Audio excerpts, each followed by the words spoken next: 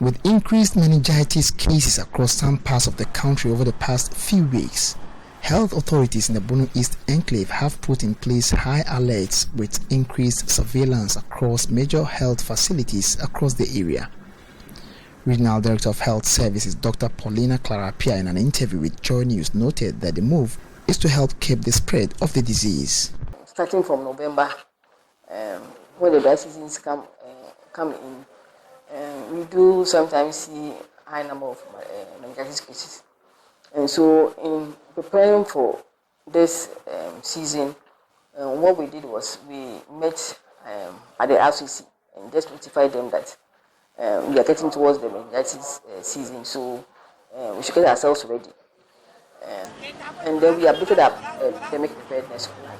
And following that, we raised an alert and then notified all the districts and facilities that let's be on the lookout for meningitis. Anybody who comes to the hospital and then who has signs and symptoms that fit the meningitis case definition, the person should be picked up so that we'll quickly manage. Because we know meningitis is a medical emergency. If you don't pick the person quickly and then put the person on appropriate treatment, we could lose the person.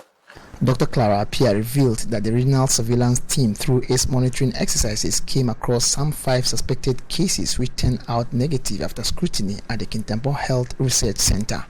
For every facility, each morning they would have to report to the district surveillance officer whether they've seen any such case. So by collating that one, so far for this year, we've been able to suspect 5 meningitis cases. But thankfully, when the samples were sent for testing at the Kintampo Health Research Center laboratory, they were all negative, and then the people also did well. Health authorities in the area are, however, admonishing the general public to endeavor towards visiting nearby health facilities when unwell to help in the early diagnosis of the disease. What we are doing continuously is that the general public also should know about the signs and symptoms.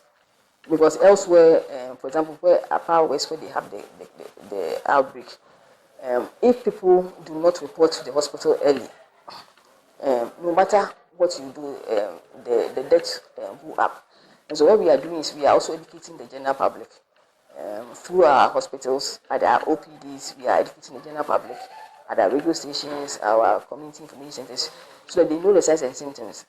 If you have headache and then you have neck stiffness, don't wait. Don't take paracetamol and sleep.